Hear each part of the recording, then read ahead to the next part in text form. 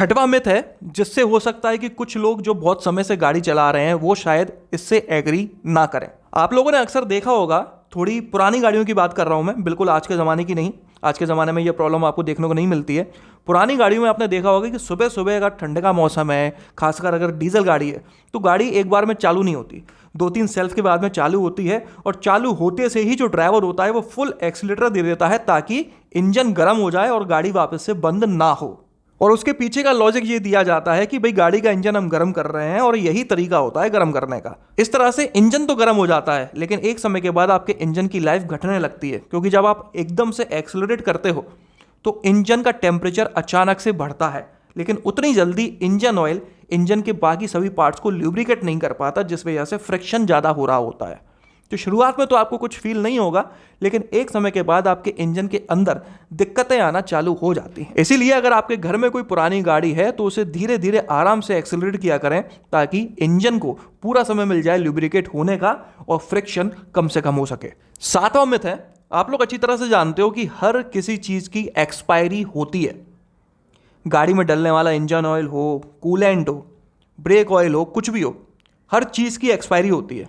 लेकिन क्या आपने कभी ध्यान दिया है कि अगर आप अपनी गाड़ी में कोई नया टायर डलवाने गए हो तो क्या आपने कभी दुकानदार से पूछा भाई इसकी एक्सपायरी डेट क्या है? किसी ने नहीं पूछा होगा कभी भी, क्योंकि सबके दिमाग में ये है कि टायर्स की कोई एक्सपायरी थोड़ा ना होती है।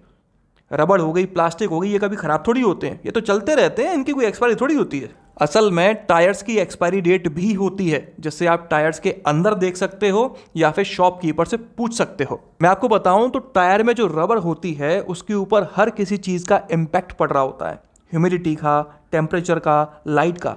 एक समय के बाद वो रबड़ अपनी ग्रिप खो देती है, एक समय के बाद रबड़ अपनी इलास्टिसिटी को खो देती है, टाइट हो जाती है, उसमें क्रैक्स आने लगते हैं, जिस वजह से आपका टायर जल्दी ही बस्ट भी हो सकता है। मैं आपको एक स्टैंडर्ड एक्सपायरी क्राइटेरिया बताऊं तो लगभग हर किसी ब्रांड की, मैं एग्जैक्टली नहीं कह रहा हूं, एक अंदाज़ा बता रहा हूं, हर किसी ब्रांड की लगभग 6 साल की एक्सपायरी डेट होती है मैन्युफैक्चरिंग डेट से। और अगर आप उस टायर को यूज़ कर रहे हो, वो किसी गोदाम में स्टोर होकर नहीं रखा हुआ है, तो आप उसको 6 साल से ज़्यादा भी यूज़ कर सकते हो। 6 साल एक्सपायरी तब है जब वो यूज़ नहीं हो रहा है, किसी गोदाम में स्टोर होकर रखा हुआ है, बढ़िया, तो वो भाई 6 साल या 7 साल बाद ऑटोमेटिक खराब हो जाएगा। इतने पुराने टायर को कभी मत खरीदना, चाहे वो नए जैसा दिख क्यों ना रहा हो। इनकेस अगर आपको टायर में कहीं पर भी एक्सपायरी डेट नज़र नहीं आ रही है और दुकानदार भी आपको कोई संतोषजनक जवाब नहीं दे रहा है, तो आपको मैन्युफैक्चरिंग डेट तो वहाँ पर आसानी से मिल ही जाती है, वहाँ से आप कैलकुलेट कर सकते हो कि वो टायर कितना पुराना है। 8वां मिथ है, मैं नहीं कहता कि हर कोई ऐसा सोचता है, लेकिन हाँ कुछ प्राणी हैं जो ये विचारधारा रखते हैं और वो कहते हैं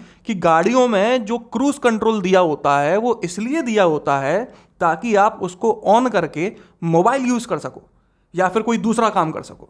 गाड़ी ऑटोमेटिक चलती रहेगी और आप अपना मोबाइल ऑपरेट कर लो, मैसेज देख लो, व्हाट्सएप चेक कर लो, ये कर लो, वो कर लो। तो भाई उन चुनिंदा लोगों से मेरी गुजारिश है कि क्रूज कंट्रोल उसलिए नहीं होता है। क्रूज कंट्रोल का मतलब उसके नाम में ही छुपा है, गाड़ी को क्रूज करना एक पर्टिकुलर स्पीड पे, ताकि आपकी गाड़ी बेहतर माइलेज और परफॉर्मेंस आपको निकाल कर दे सके। और ये भी तब यूज़ किया जाता है जब रोड खाली होती है।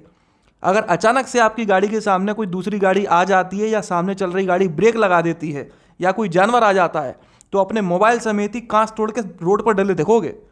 9वां मिथ है, ये बात भी आपको कई जगह पर सुनने को मिल गई होगी, या हो सकता है आप खुद में भी लॉजिकली ये सोच चुके हो कभी ना कभी, कि जितनी बड़ी गाड़ी होती है उतनी ज़्यादा सेफ होती है। जितनी ज़्यादा धांसू दिखने वाली गाड़ी है, फॉर्च्यूनर है भाई, कितनी बड़ी गाड़ी है, एकदम धांसू दिखती है, अगर किसी में बढ़ जाएगी सामने वाली गाड़ी को ख़त्म कर देगी।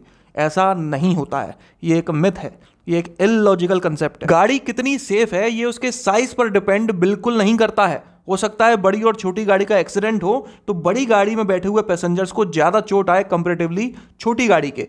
इनफैक्ट मैं तो ये कहना चाहूँगा कि छोटी गाड़ियाँ ज़्यादा सेफ होती हैं कंपैरेटिवली बड़ी के।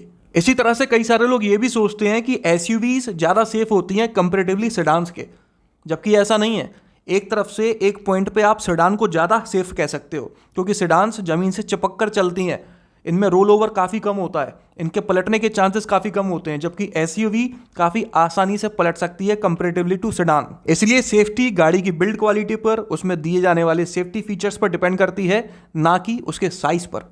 10वां मिथ है कि अगर आप लोगों ने कभी ध्यान से देखा हो तो गाड़ी के जो टायर्स होते हैं उनकी साइड वॉल पर काफ़ी सारी जानकारी दी हुई होती है उस टायर के बारे में।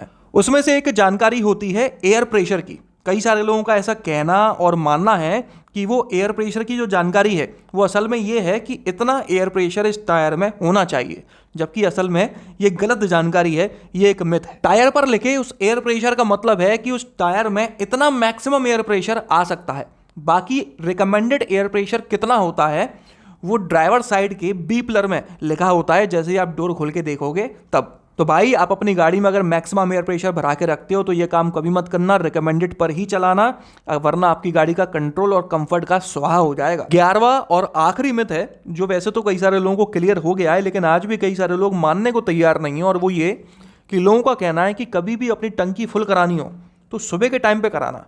क्या होता है कि फ्यूल काफ़ी डेंस होता है, जिस चक्कर में अपने को फ़ायदा हो जाता है, ज़्यादा फ्यूल अपनी गाड़ी में आ जाता है। ये एक बहुत गलत जानकारी है, ऐसा कुछ भी नहीं होता है। पेट्रोल पंप्स पर अंडरग्राउंड टैंक्स होते हैं, उन अंडरग्राउंड टैंक्स में टेम्परेचर का कोई इम्पैक्ट नहीं पड़ रहा होता है। आप चाहे दिन में भराओ, रात में भराओ या सुबह भराओ, आपको फ्यूल उतना ही मिल रहा होता है जितना किसी दूसरे समय पर मिलेगा। तो ये थे गाड़ियों से संबंधित 11 मिथ या कहें गलत जानकारियां। अगर आप अपने 2 व्हीलर या 4 व्हीलर के लिए कोई सस्ती और अच्छी एसेसरी खरीदना चाहते हैं तो इस वीडियो के डिस्क्रिप्शन में सारी जानकारी दी हुई है, आप चाहो तो वहां पर जाकर देख सकते हो, पसंद आए तो खरीद सकते हो। अगर आपको ये वीडियो पसंद आया हो तो इसे लाइक कर दीजिएगा, इस चैनल को सब्सक्राइब कर लीजिए और बेल आइकन को दबाना बिल्कुल ना भूलना। आपका दिन शुभ रहे, धन्यवाद।